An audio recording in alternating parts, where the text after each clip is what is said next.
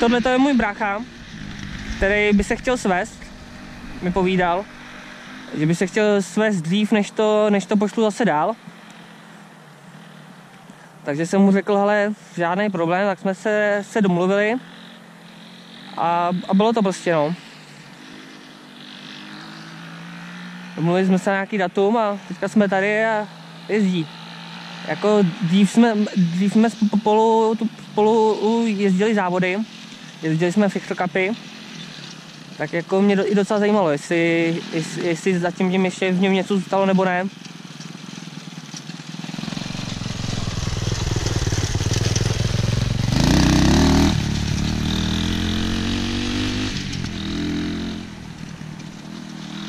Pochopitelně myslíme i na bezpečnost, takže máme páteřáky, helmu, takže jako vůči bezpečnosti se už víc nedá.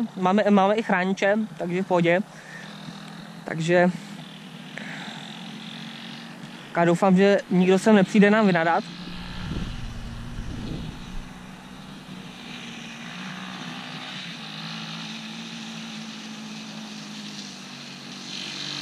Ale jinak myslím, že mu to docela jde.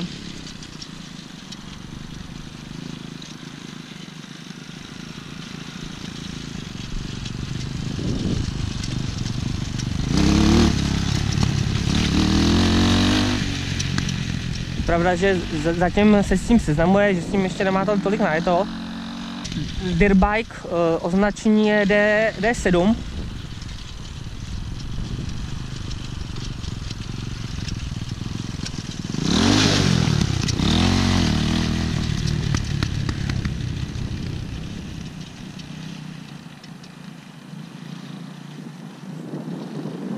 Jinak rok 2009, teďka nevím, jestli jsem to povídal to teďka teda zase třeba, ale rok je to teda 2009, 2 kilo, nějakých 8,5 kW, 8,5. Jinak je to, jak jsem říkal, 2 kilo, je to trošku takový slabší. Otáčky, tam mám takový dojem, že to nejvíc točí tak já nevím, nějakých 5. Což mi připadá docela málo, jako asi by se do toho dalo třeba trochu nějak šáhnout. Vejfuk asi bude taky dělat něco, že to tak nejede, takže by určitě šlo z toho ještě něco málo vytáhnout.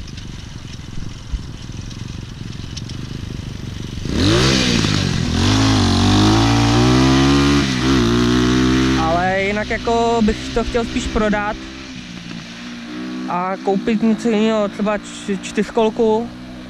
Ta by mě i možná docela lákala.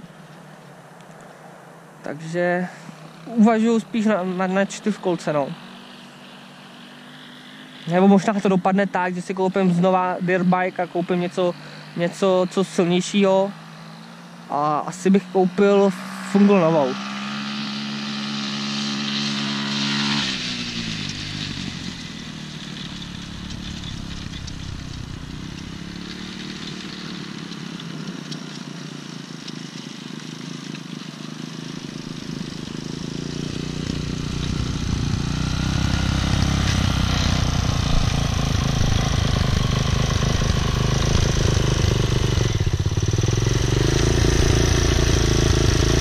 Se tam snaží dát chvat a je tam.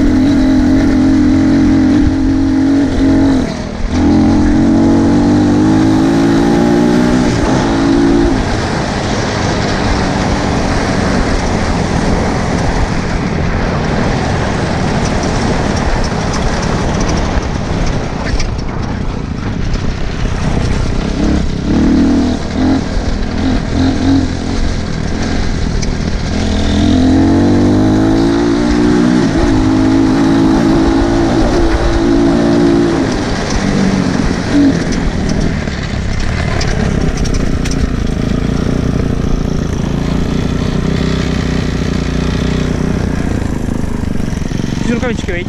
Jo. Volej ruce, jak jsme něco. Dobrý, drží.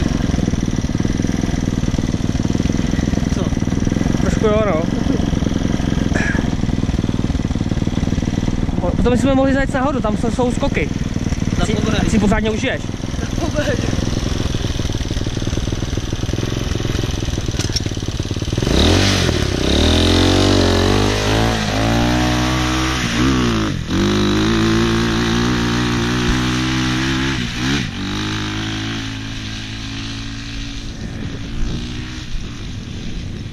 Jako takhle vám může připadat, že to nějakou sílu má, ale když se na tom člověk sveze, tak tam cítí to, že by to prostě ještě něco chtělo, no.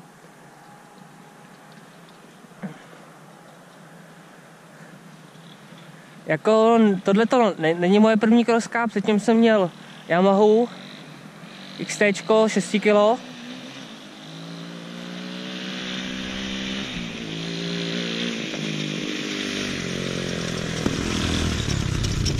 Ale u toho byl problém v tom, že vlastně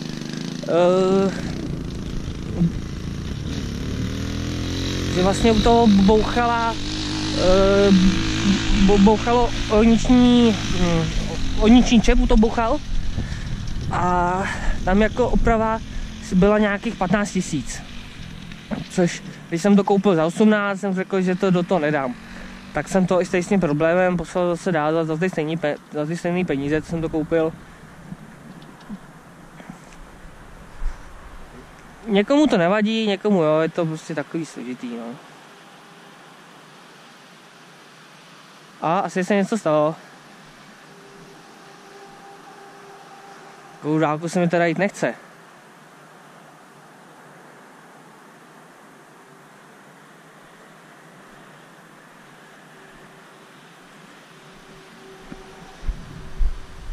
Já už asi vím, co se stalo. To vypadá, že asi spadl řetěz. Mám takový den.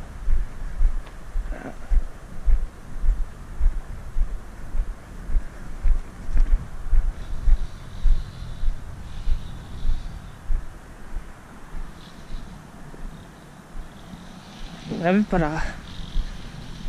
Asi mu to chcíplo, tam měl blbej cloud.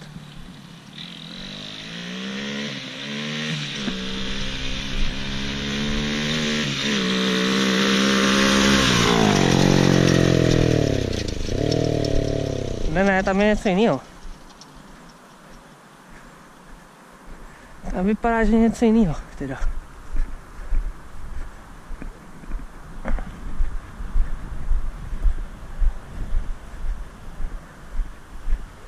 Co to je?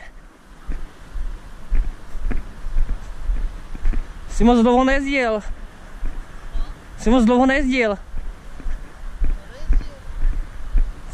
Ptám se, co je? Co je s tím? Jsem zařadil na větší a přestalo to tahnout a chcíplo to. A už je předtím tam jsem podřadil a taky právě. Víš proč? Protože tam není karburátor. To vypneme. Z karburátoru ti to nepojede, chlapče.